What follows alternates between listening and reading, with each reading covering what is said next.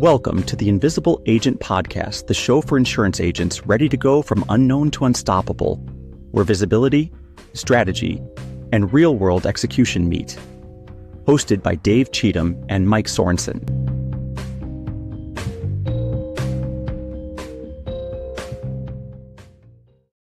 Hi, and welcome to another episode of the Invisible Agent Podcast, where we teach you how to go from unknown to unstoppable by giving you real-life strategies that can help you grow your Medicare business. We had a really cool episode here today because we're going to be talking about community outreach, because a lot of agents, many agents, actually rely solely on like turning 65 leads or referrals or purchase leads. But today's guest has a significant amount of experience in helping agents build almost their entire career actually around through community events and community education and community outreach.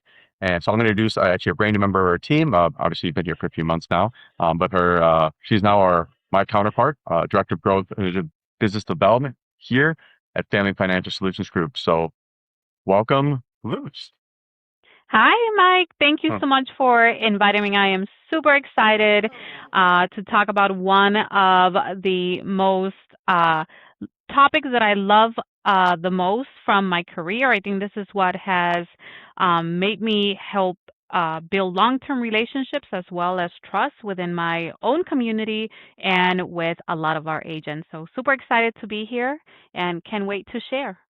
Oh, cool. Well, if you don't mind, if we do, we'll just kind of dive right in. So yeah. My first question to you is, when people hear like the term community outreach, and I say that community outreach, what does that actually mean for like a insurance agent, or more specifically like a Medicare insurance agent? What does that mean to them?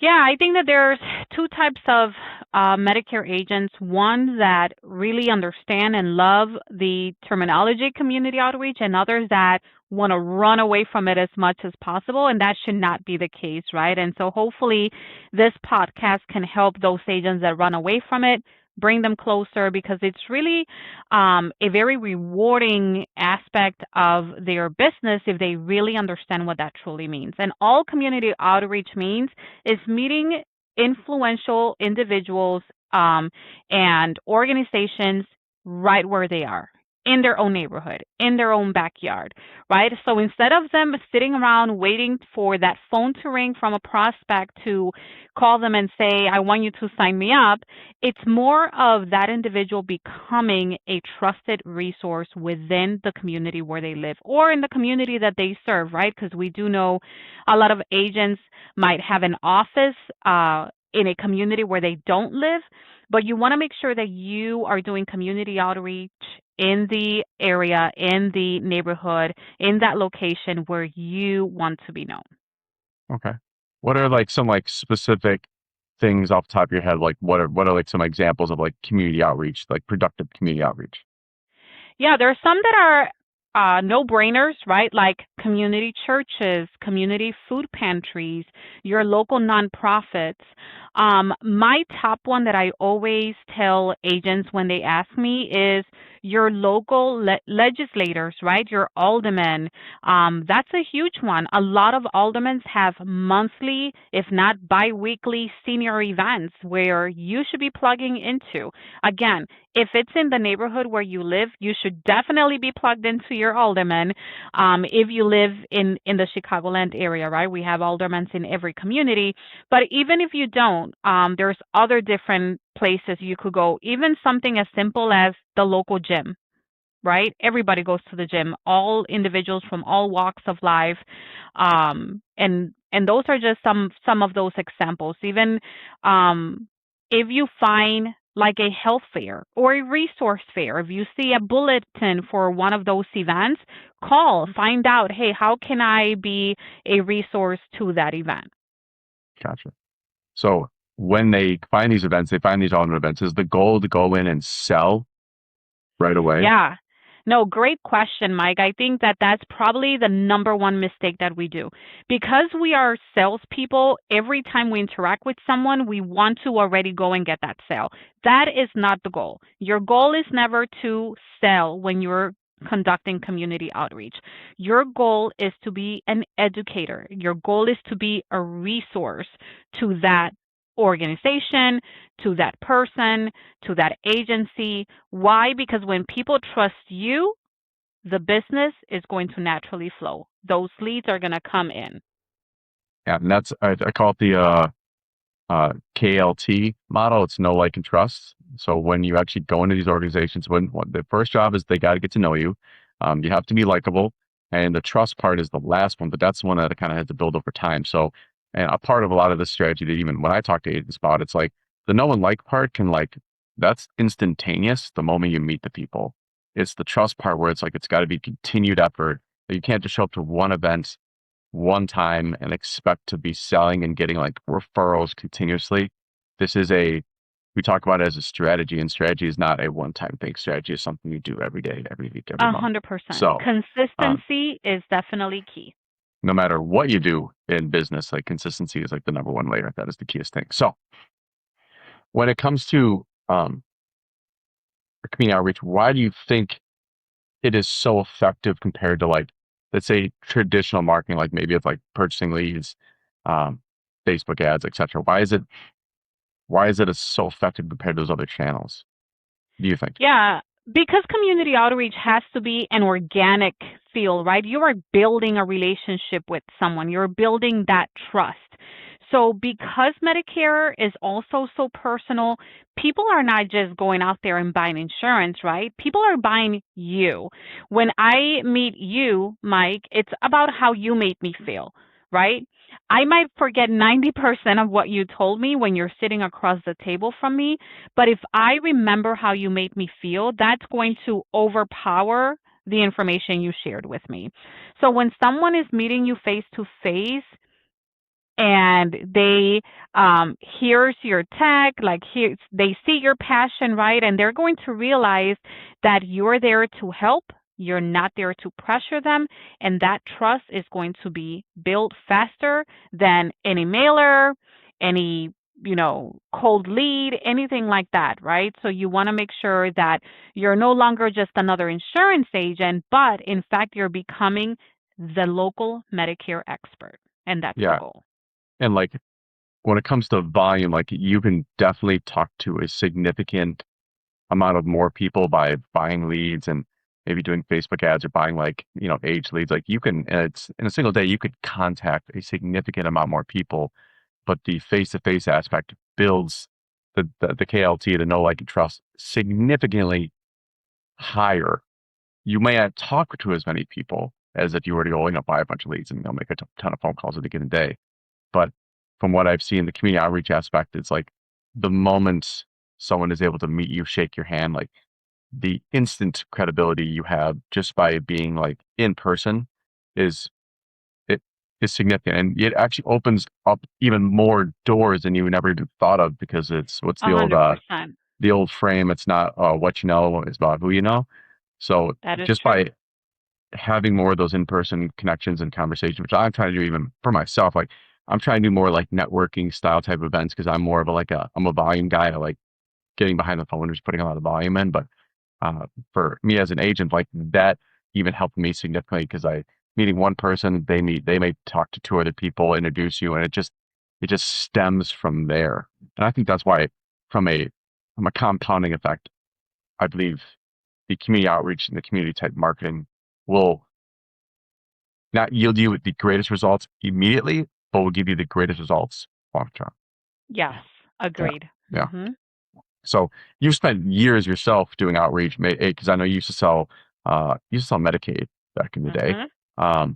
But you also were working within a carrier and helped a lot of agents do this and implement this into their business.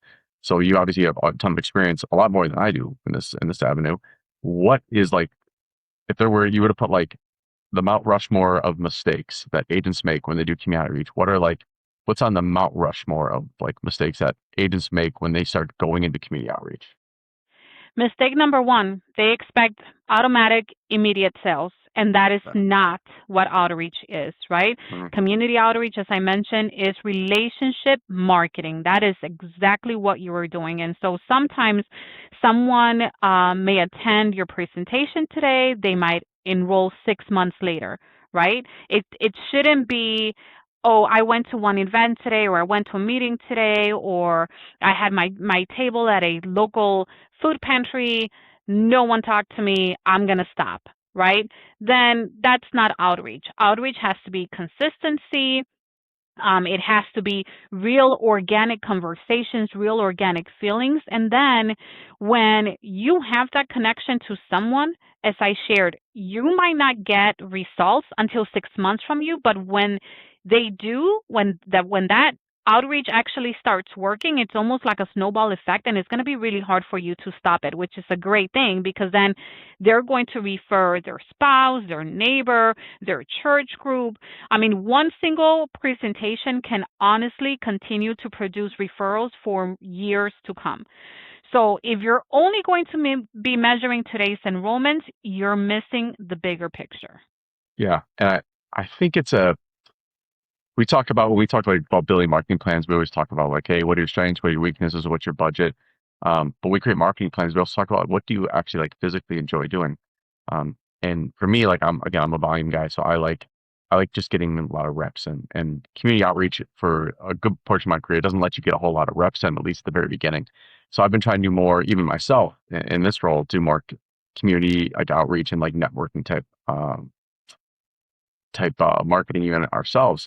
And I find it just a ton more fun. Like sitting behind the phone and calling people or getting on like webinars and like, you know, pitching and delivering on like a webinar. Like I was at one actually yesterday, on Wednesday. I went to a meeting where it was like just like a bunch of networking guys, and it was just everyone's just shooting from the hip, like having like a good time. Like everyone just giving each other a hard time. Like it was just genuinely like a lot more of a fun experience. And I've been in like the Medicare side where you're actually in rooms with like other leaders in the community, other like community leaders, even like sometimes it's even seniors in the room. And it just, the interaction of people post COVID has obviously been significantly less.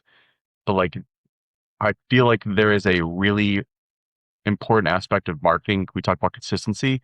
It's also what you enjoy doing because you will not be so Mm-hmm. consistent if you don't enjoy doing it. And I've been 100%. coming to love more of the in-person networking, building relationship aspect, and it's something I'm enjoying more and more of.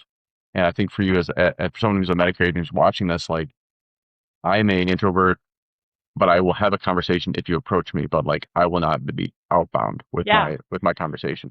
So for anyone I who's will second that. I am also an introvert, but yeah, it's about, to your point, it's about your passion, right? And if yeah, your passion is helping people, you have to go out there and expose yourself so you can be able to help more clients. exactly. And that's been super evident to me, and even helping agents over the years that they do find a lot more enjoyment out of doing the community outreach than sitting behind a phone or waiting for the phone to ring. So if it's something you've never done before, I would definitely give it a whirl. And hopefully this podcast can be a great lever for you to, to implement this in your business. So my next question is, where should a brand new agent begin? Like even a veteran agent who's just never done this before, like if Yeah. someone's new to doing this, like where do we start? Where do we go? I think one of the hardest things for a salesperson is to be able to focus on something small. Because I think that as salespeople, we always just want to be out and about and touching we want to be everywhere, right? And Hmm. you can't. When you're doing outreach, you don't want to burn yourself out. So what I always suggest is start very small. Start in your backyard. So what I used to do, that I think really just gave me the success of being a community outreach specialist, was every night I would find 10 locations near my area that I had never gone to, whether it was a church, a food pantry, whether it was a CETA office, any type of resource, any type of help, even things like, for example, um, your local pet shop, or things that you don't really think about, where if you think about it, people have pets, lonely people have pets, right? So a lot of our seniors love their animals, so you have to also think outside the box, because community outreach is not just about, oh, they're all seniors just go to churches, or all underserved individuals go to a food pantry. Well, that's actually not true in either of those cases. So start thinking a little bit more outside the box, but definitely start in your own backyard because you want to be the subject matter expert where you live or where you're focusing your career in. And I would say if 10 is too much for you, that was my goal, 10 every day, and I would just hit the road, 9 a.m., go to those places. Then start off with just 3. What are some 3 Mhm. organizations that you say, you know what, I want to go see what they're about? And then make sure that you introduce yourself. The other thing I would say, never go empty handed somewhere, whether it's a pen, a piece of candy, a tchotchke, anything just to say, hey, I'm here to introduce myself, but I'm appreciative of your time. Here's something that you can remember me by. And obviously take business cards. You'll be surprised how many people walk in somewhere and do not leave business cards behind. Leave a business card, leave anything that has your information, what you are about, what you have to offer. And then always make sure that you are going to that location, not because you're trying to do a sales pitch. Do not go try to pressure people. It is just you doing education. And by education, I don't just mean I'm going to tell you what I do. No, you want that to be kind of reverse. You want to go and find out what they do. Allow them to educate you. And I used to have a set of questions that I would ask individuals. And the most important question to me was, what are you missing? What is something that if I can So, help out that you need the most help with right now? And I'll tell you that a lot of organizations, they're looking for that value, right? They mhm. want you to solve a problem for them, be that problem solving.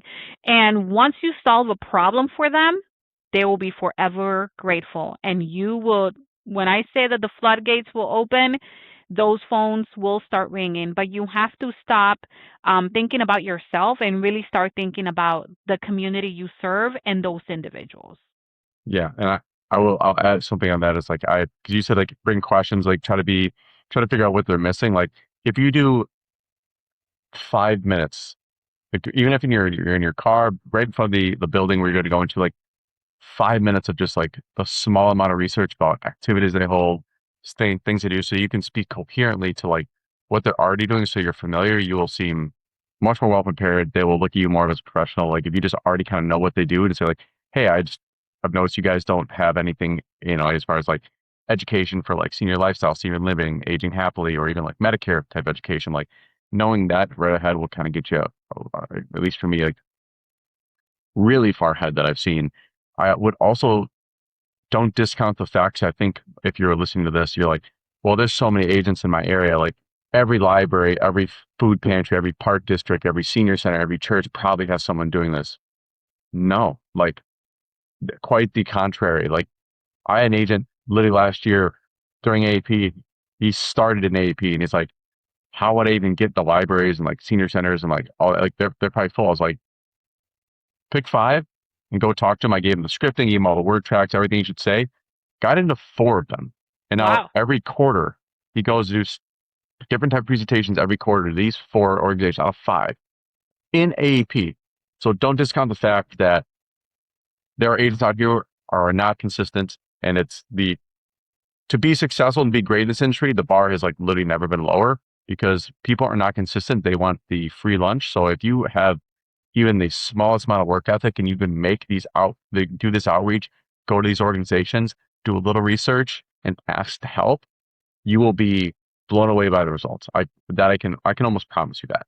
So now, as far as like types of organizations they should reach out to, are there like ones that you lose that?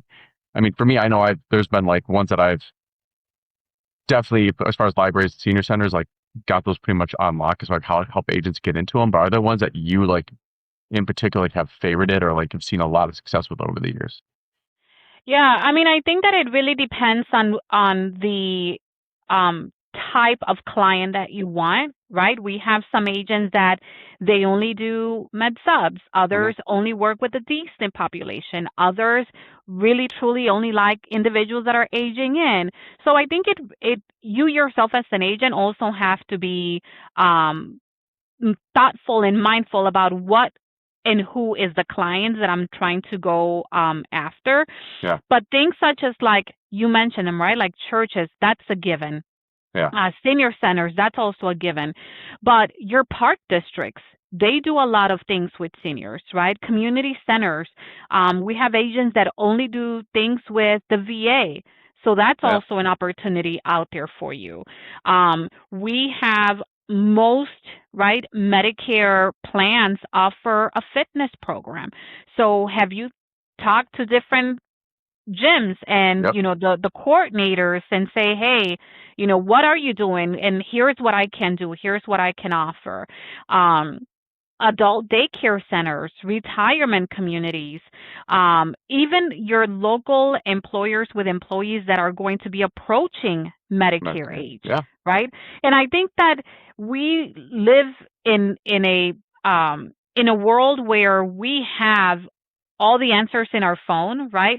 Something as easy as just Googling, you know, what are top locations where seniors in zip code blah blah blah blah blah, where do they go? Like, Yeah. it's very easy to just simply Google something, or talk to a chat GPT or some AI function like that and ask them, I'm trying to build a pipeline, where should I go within this zip code?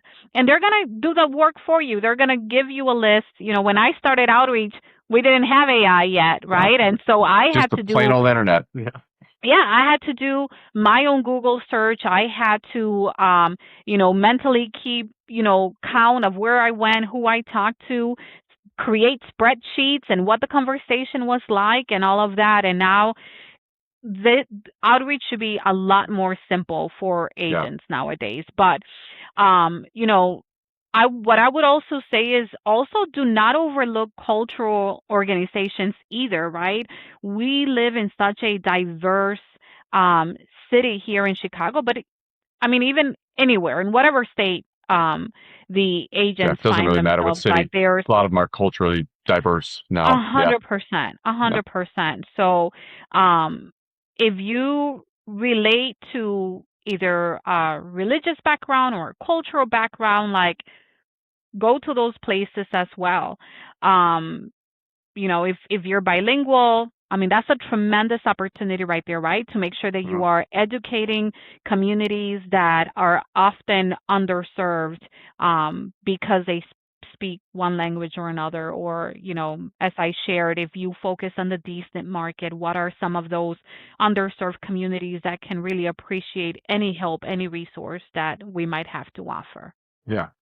So, I mean, that was, awesome.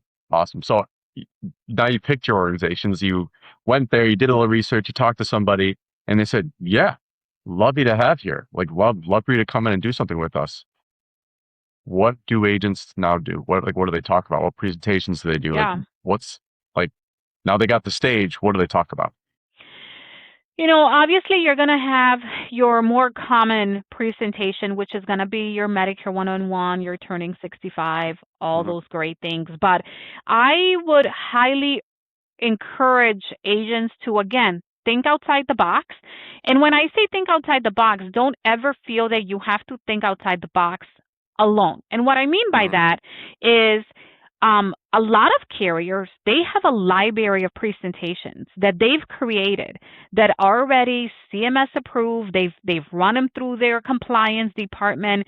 They're free, downloadable, and you can do it, right? A lot of agencies, I know, Mike, we have them, right? We have a library of presentations that we've created for our agents that are at their grasp, where they can go and do certain presentations, not just your regular ones. And some of those are, how do I avoid Medicare penalties, right? Yeah. How does Medicare work with employer coverage? How can I avoid Medicare scams? Something as simple as, how can I block spam calls from my phone, right, for seniors? one of the other things that I didn't mention, Mike, that I made this relationship kind of like towards the tail end of my community outreach was partnering with the local police department, because the Cool. police Yeah. department has a monthly senior group that come and they teach them topics like this. So in all honesty, you yourself don't have to be the presenter, but if you're just in the room and you're the one buying the donuts and coffee and you are a face that they familiarize themselves with, and every month you are there with a smile, like they're going to say, hey, this guy, Mike, he comes every month, Yeah. brings us donuts, bring us fruit, and he's in a police station. So that trust level it's Huge. already so high because of who you are in cahoots with. So again, It's think called like outside the it's called box. brand. It's called brand by association. Like A essentially, hundred you're percent, branding yourself with the police department, which is like once they see you there and they correlate with, it's like, well, this person must be legit. If the police department has exactly. them here, which you brought up a fantastic point, which we have not even talked about a whole lot. This is all about like how to create kind of community and how to get into organizations. But there are, police department, fire departments. There are people that already host like these type of educational events where there's creating community, and then there's also being a part of community, where you are actually just not. I won't say leeching is a terrible word, but like you are just maybe being a part of the whatever's going on, whether that's going to be educational events that are already at senior centers, already at community centers, at police stations, at fire departments. You're being a part in some way, shape, or form, whether it's sponsoring it, providing the food, the drink. Maybe you may be speaking on a topic there because they're inviting you in. So don't feel like you have to like create everything yourself. There is a significant amount of things already happening in Mhm. most communities where it's just how do I be a part of it? So if you do get shut down by maybe some of these places that say we already do things like senior activities, we do bingo nights, we do educational meetings, like, well, cool. How do I be a part of it? How do I help out? Like, Yeah. because ultimately you just need FaceTime. And Like, and what I would also say, Mike, like there's so many things that could be used as a resource that I think a lot of agents don't use. Like when I was a broker manager, I would always say, use me, call me, let's go together. Like yeah, carriers are willing to roll up their sleeves and help and meet you where you are. Um, when I was in outreach, I used to create a lot of my own events. hmm And I know that that might be a lot for some people to pull off. You don't yeah, have to do that. As you said, piggyback off of someone else's idea. You do not have to recreate the wheel. And the other thing I would say, don't be scared to build community and relationships with other agents, whether yeah, they are also working in your same community or not.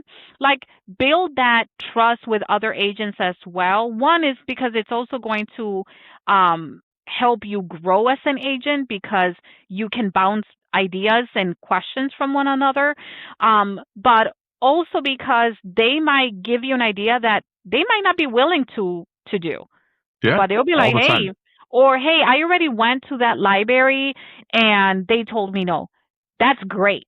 I'm Yeah, gonna go yeah. because you're not me, you know? Don't And have my skills, so don't have my anything. Like I work with completely different a people. hundred percent, Yeah. a hundred percent. And so I would highly encourage you to call and ask, and at the end of the day, a no is not always a no. Yeah. It's a no for now, And not no forever. that right there. Yep. I was told no many a times during community outreach, and it ended up being a yes. After so many no's, you're going to eventually get to that yes. The other thing I used to do that I think a lot of individuals do not do and maybe don't even think about is volunteer. That's why I'm saying that sometimes when you start small and in your own community, start volunteering in your own community. And I used to get a lot of leads simply because I gave 2 hours every other week to my local food pantry. Literally, Uh-huh. they were like 2 blocks away from my house. After work, they had a food pantry. I will walk over there, volunteer. Uh-huh. And with time, we ended up doing a resource fair every 6 months because I'm like, you don't have to do it. Let me teach you how to do it. And they would allow me to do a resource fair.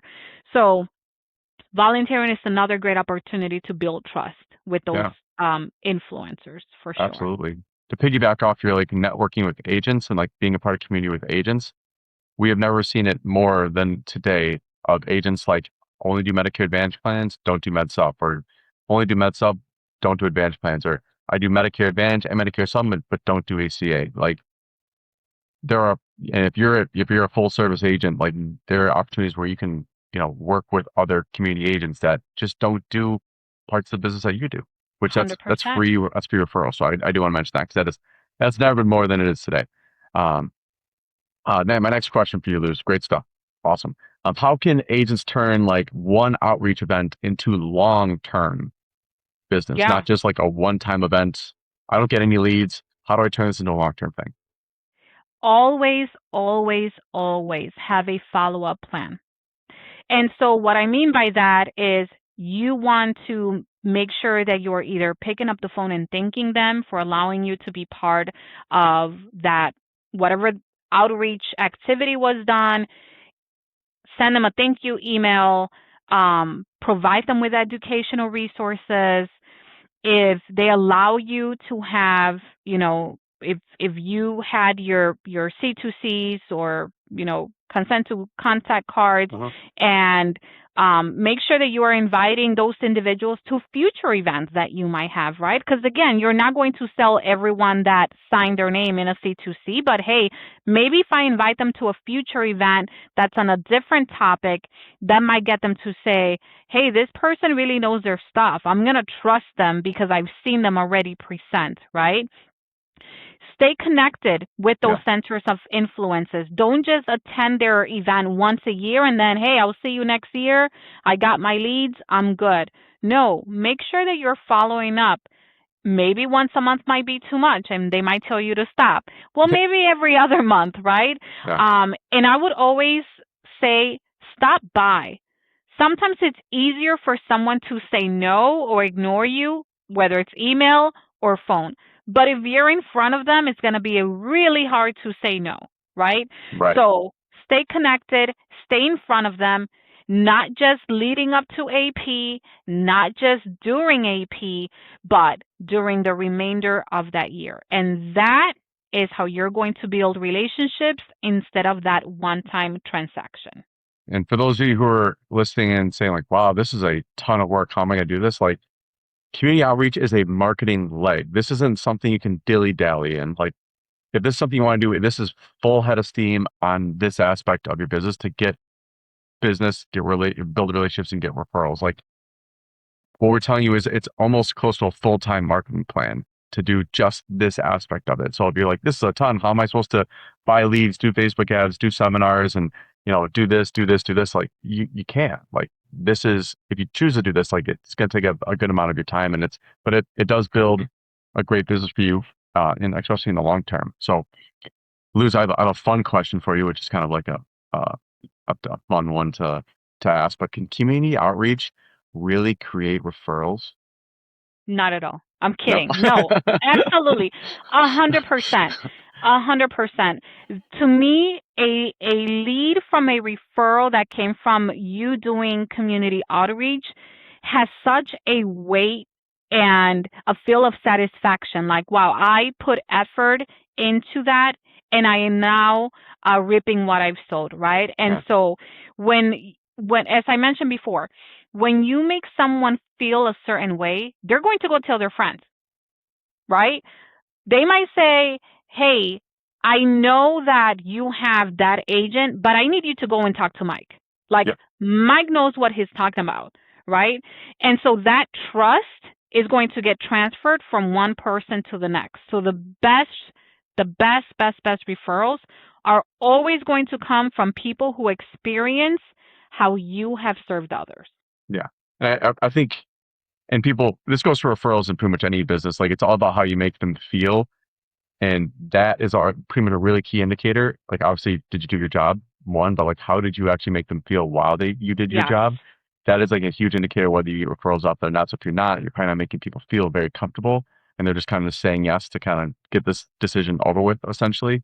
But if you want to get more referrals, especially have a better opportunity to make people feel a certain way, it's the in-person community outreach. I think is a huge one. It's a huge one. Mm-hmm. And since you've trained so many people on this exact method and how to build their business, what separates the people who are super successful from the everyday agents? Like, I tried it and didn't work. The short answer is consistency, right? Yeah. Yeah. Don't just do one presentation. And if you didn't collect any leads, if you didn't get any callbacks, then you're like, that's it, right? I quit. That's the end of it. No, consistency is going to be key. Mhm. So make sure that outreach is going to be part of your business plan. And I would say this, if you've never put a marketing plan together, reach out to Mike, reach out to me. Like, What we do every creating day. marketing plans, creating marketing plans, assisting our agents create those marketing plans and sticking to them, and I don't want to say hand holding, but supporting them along the way to execute that marketing plan. It's literally what Mike and I do. So if you're having issues, struggles, don't know where to start, like, give us a call, reach out to us, and we'll be more than happy to give you some one-on-one nuggets on, hey, this is how we've both been successful, because we sell every day, right? Ourselves, everybody, every single person, every day, whether you realize it or not, you are selling yourself. So be consistent, because consistency is going to create visibility. Visibility is going to create that trust. And when that trust is built, that's going to create your referrals. Last thing, if there's one piece of advice that someone who's listening to this can leave with literally today, what would it be? In my most honest opinion, stop being a salesperson. And I know that that's really hard to do because we are salespeople, but shift your mind when you're doing community outreach to going from a salesperson to a community educator. I think people will respect you most if they feel like you're trying to teach me something as opposed to you're trying to get something from me. So whether it's every presentation, every partnership, every conversation, all of that is always going to be an opportunity for you to genuinely help someone, genuinely you educating someone. And when you do that over time, I promise you that your book of business will organically grow. That's huge, and I think a lot of agents say, like, I educate first, educate first, but that's when they get the client in front of them. They very much are sales driven when they go to these organizations, because if they don't get leads, they don't get referrals right away. But once they get the person in front of them, they're an educator. But when we walk into these organizations, they will smell commission breath every day of the week and twice on Sundays, because guess what? 50 of you walked through doors before, asked to do the same thing, showed up one time and ditched them. So, like, their view of you, unfortunately, is probably a little distorted because they've had people come in, just try to get business and walk away. So the way you talk to them has to be more education driven, has to be more passion driven, has to be more advocacy driven than it is, hey, I want to put a Medicare 101 together for your people doing AAP. It's like, oh, you're not trying to help me, you're just trying to help yourself. Got it. You know, I've experienced that where when I was doing outreach, and I'll say this, even as a broker manager, right? Because we're always selling ourselves, like, I've had people tell me, I'm going to do X, Y, and Z with you because you have been consistent. You have answered my questions without asking anything in return, right? Like, if they call me, I answer the phone, right? If they need something from me, I'm there. I'm willing to lift up my sleeves no matter what it is, right? And so you have to be able to be a resource, and you have to be able to get out of that mentality that it's about me. Once you get out of that, it's about me, and you start giving to your community, giving to those centers of influences, once you start building those relationships, that's when you're going to see that return on those referrals for sure. And I've, whether people who are listening like BNI groups, BNI groups across the country have like a weird, like maybe like little stigma to them. Some are amazing and some are not so amazing, but one of their core values, the first one's actually called Giver's Gain, which means when you're inside one of these groups, the point is to give. Like, the point is to give referrals. The point is to network, to help out the other people in the group. And through the law of reciprocity, you will gain again, through that same type of strategy. Is like the whole point of these community events, community education, is to give. And you are going to give a significant amount more than you will get in the beginning. But the point is, to your point, it's consistency and it's a long-term strategy. So you're not going to build a 6-figure business in a month doing community outreach. But Yeah. I do believe, and I've seen people build 6-figure agencies and even 7-figure agencies.